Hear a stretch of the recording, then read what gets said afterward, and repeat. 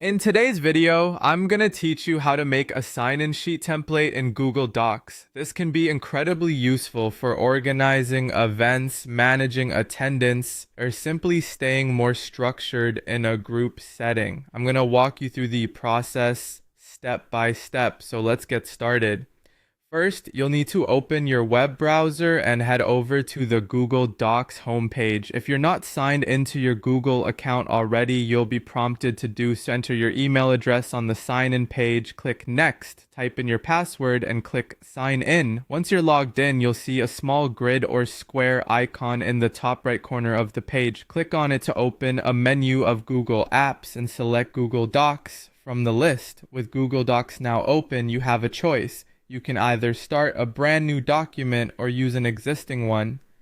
For our purposes today, let's assume we're starting from scratch.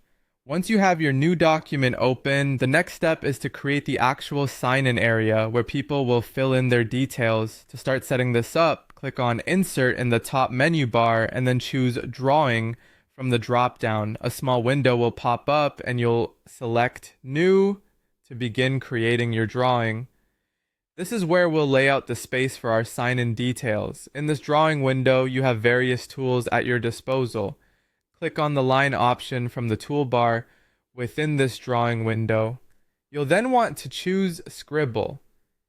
This tool allows you to freehand draw your signature or any custom details you want to add to the sign-in sheet. Now, using your mouse, create your signature or any unique design that you'd like to incorporate. Of course, this is optional, but adding a personal touch can make your document appear more professional or tailored. When you're satisfied with your drawing or signature, it's time to finalize things. Look for the Save and Close button at the top right of the drawing window and click it. This action inserts your drawing directly into the document. You can click and drag to position the signature where you feel it fits best or where it's most visible for attendees to take note of. There you have it.